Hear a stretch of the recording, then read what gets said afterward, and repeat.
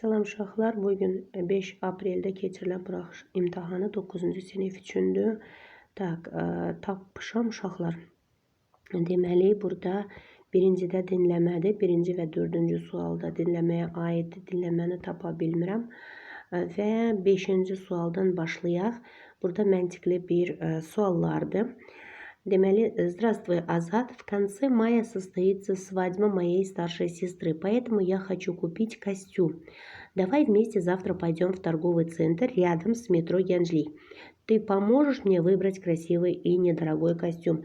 Демали, uşaqlar, burada düzgün variantı, yani uygun olanı seçməliyik burada.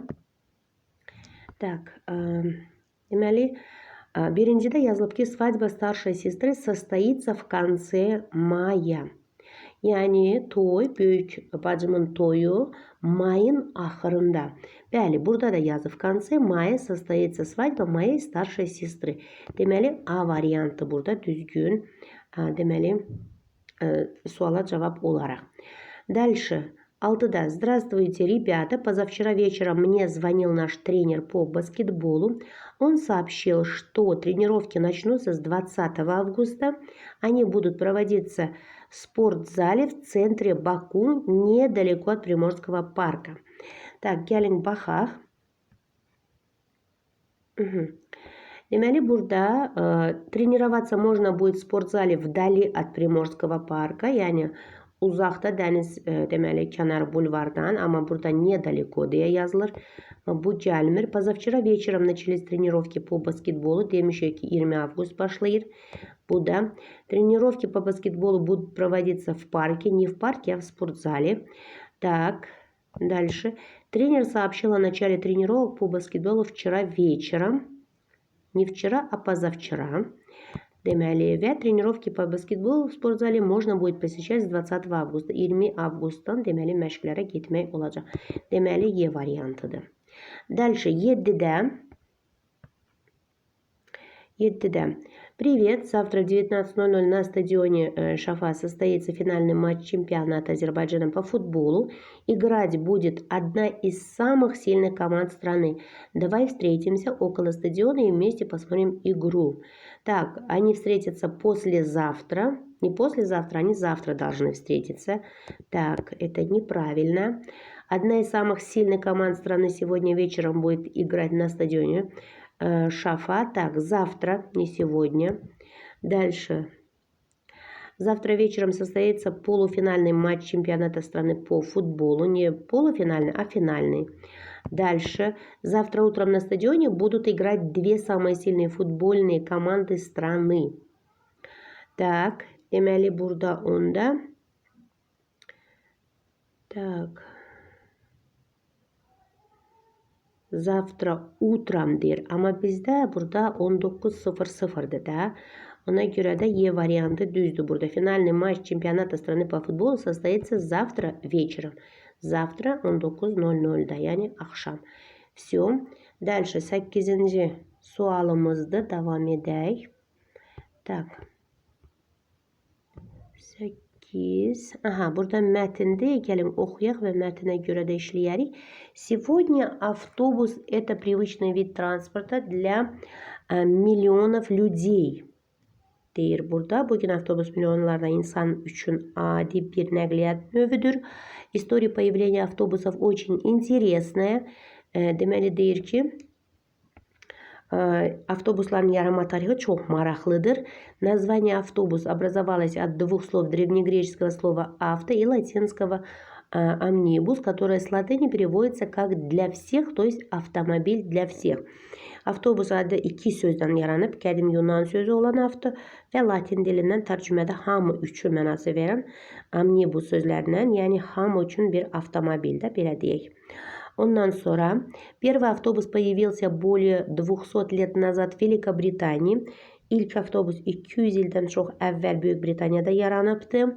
Ondan sonra изобретатель первого британского паровоза Ричард Тревитик в 1801 году создал автобус на паровом двигателе, который мог перевозить 8 человек на небольшие расстояния.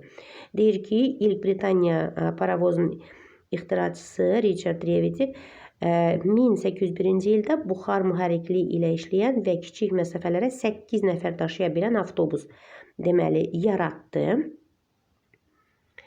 Так, со временем автобус продолжали изменять, увеличилось количество мест. Zaman keçdikcə avtobuslar dəyişməyə, oturacaqlar sayı ilə artmağa davam etdi. В 1886 году в Лондоне появился первый автобус на электрическом двигателе, который и ездил быстро и перевозил большое количество пассажиров. Deməli, 1886-cı ildə Londonda elektrik mühərrikliyi ilə işləyən ilk avtobus peyda oldu. O, deməli, belə deyək də, sürətlə hərəkət edir və çox sayda sərnişin daşıyırdı. К концу 19 века завод Benz в Германии представил mиру первый микроавтобус. Və 19-cu əsrin sonlarında Almaniyanın Benz zavodu dünya ilk mikroavtobusu təqdim etdi. Его использовали для перевозки пассажиров между городами. Deməli, onu deməli, belə deyək də, şəhər arası sərnişin daşıması üçün istifadə olunurdu. Дальше. Так, а 12 апреля 1903 года в Лондоне состоялся первый в истории рейс автобуса как городского общественного транспорта. Və deməli 1903-cü ilin deməli belə deyək də aprelin 12-sində isə Londonda tarixdə ilk dəfə avtobusun şəhər daxili ictimai nəqliyyat marşrutu üzrə reysi baş tutdu. Дальше. С использованием автобусов появились остановки, регулярные marşruты, которые основательно изменили infrastrukturu городов. Avtobusların istifadəsi ilə birlikdə şəhərlərin infrastrukturu əsaslı şəkildə dəyişən müntəzəm marşrutlar və dayanacaqlar yarandı. Сегодня автобусы едут по дорогам всех стран мира. Bugün avtobuslar dünyanın bütün ölkələrinin yollarında hərəkət edir. Дальше. Количество моделей поражает своим разнообразием. Modellerin müxtəlifliyi insanı belə deyək də heyran edir. С каждым годом их численность только возрастает. Onların sayı hər il artır. В наши дни инженеры усиленно работают над моделями экологически чистых транспортных средств. Və deyir ki, dövrümüzdə mühəndislər ekoloji cəhətdən təmiz nəqliyyat vasitələrinin modelləri üzərində güclü şəkildə çalışırlar. Belə, indi oxuduq və indi suallarımız var. Deməli, 8-ci sual belədir, uşaqlar. Дополните предложение информации из текста. Deməli, mətnə görə biz tamamlamalıyıq. В начале 20 века, 20-ci deməli, əsrin əvvəlində nə olubdu? Biz onu mətnə görə yazmalıyıq, uşaqlar. Так, gəlin baxaq mətnə. 20-ci əsrdə nə oldu? Так.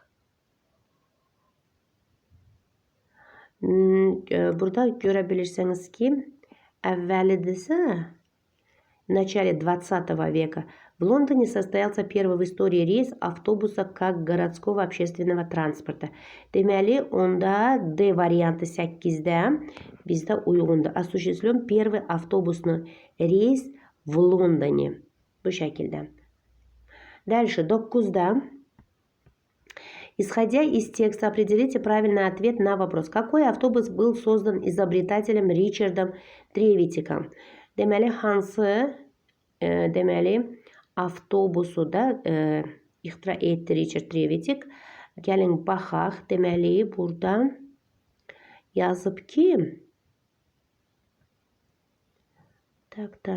на паровом двигателе, да? Burada görürsünüz ki, Richard Trevithick создал автобус на паровом двигателе. Так, deməli, onda 9-da bizdə E variantı uyğundur. Дальше, onda определите основную мысль tекsta. Əsas ideya söhbət nədən gedirdi? Tarixindən də necə yaradıldı avtobuslar. Ona görə də biz burada история возникновения автобусов deyə B variantını götürə bilərik. Дальше. Так, дальше. 11-də. Какое утверждение не соответствует содержанию текста? Mətnə uyğun olmuyor. Так, birincisi, от древнегреческого и латинского слов образовалось название автобус, düzdü. Около 200 лет назад появился первый автобус. Yok, уже bu uygun değil. Çünkü в наши дни по дорогам всех стран мира ездят автобусы различных моделей, düzdü. Deməli, 11'də B variantı uygun gəlmir. Дальше, 12'də. Определите верные утверждения. Düzgün deməli mətnə görə. Первый микроавтобус использовали для перевозки пассажиров между городами. Düzdü. Так, сейчас я найду. Burada deməli var. Между городами. Bakın, первый микроавтобус. Это значит burada düzdü. Количество различных моделей автобусов сегодня увеличивается. Правильно. Так. Численность возрастает. Буде düzdü. Дальше. Так, слово амнибус переводится с латинского как автомобиль. Yok, автомобиль yok. Для всех. Автомобиль для всех diye. Так, буде düz değil ve 3'te регулярные маршруты и остановки изменили инфраструктуру городов. Где buradadır yazılıb. Так, deməli 1, 2 və 5. 1, 2 və 5. 13'te. Укажите неверный ответ. Düzgün deməli cavab. По вечерам он обычно читает. Adətən o axşamları nə oxuyur? Məsələn, deyə bilərik ki, рассказ, стихотворение, роман, поэма, газет, баяты, книгу, повесть. Amma скульптура, экспонат yox. Bu уже səhvdir. 14'te. Укажите пары синонимов. Синонимлары hansıdır? Стремительно, быстро, birinci. Sonra беседовать, разговаривать, danışmaq, честный, dürüst. 5. 1, 3, 5. 1, 3, 5 bu B variantıdır. Дальше 15. суалımız. Выберите правильный ответ. Так. Burada веселый, девятый, большой, здоровый и громадный. Oyla yazılır ama oxunanda deyirik ki большой, здоровый, громадный. Deməli A variantıdır. В скольких словах звука больше, чем букв? Səs çoxdur deyir hərfə baxanda. Məsələn, украшение, çünki burada Y2 səs verir və объявление. Deməli 2 dənədir Y variantı. Со словом дочь не сочетается. Qız da qızım sözü ilə hansı sözlər? Məsələn, ağıllı, sevimli də qızım. Amma школьная deyə D deyə bilmərik. Дальше выберите правильный ответ. Мне было 7 лет. Я научился читать, когда мне было 4 года. Мой отец начал работать, когда ему было 15 лет. 18'də E. Дальше. 19'da. Вы поехали кататься на лыжах зимой? Deyirik ki, bəli, мы поехали кататься на лыжах зимой. Не поехали, а вы ездили кататься на лыжах зимой desə, ondan uyğun olardı. Так, nəysə. 19'da A.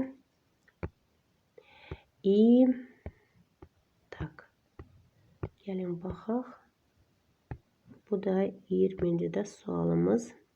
Выберите правильный ответ. Певец спел песню о чем? О столице Азербайджана. Е варианты. Укажите антоним слова веселье. Şenlik ve onun antonimi грусть. Да, веселье и грусть. Так, выберите правильный ответ.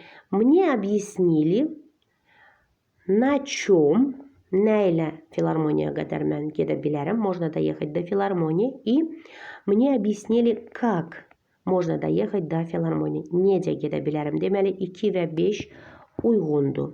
Дальше, 23'də выберите нужный ответ. Один из представителей азербайджанского просветительства, Мирзафат Али Ахундзада, родился в городе Нухи. Deməli, один из просветителей, burada ей, ondan sonra азербайджанского просветительства, и burada е. Deməli, C variantıdır. Укажите слово с положительным значением, нежный, зәриф, A variantıdır. И продолжите логический ряд. Ботинки, kedi ayaqqabılardır, tufli и сапоги deyə davam edə bilərik. Və açıq sualda 26-cı. Orada da S yazmalıydınız. Onu şərh bölməsində yazıram uşaqlar. Sağ olun, görüşərik. Uğurlar sizə.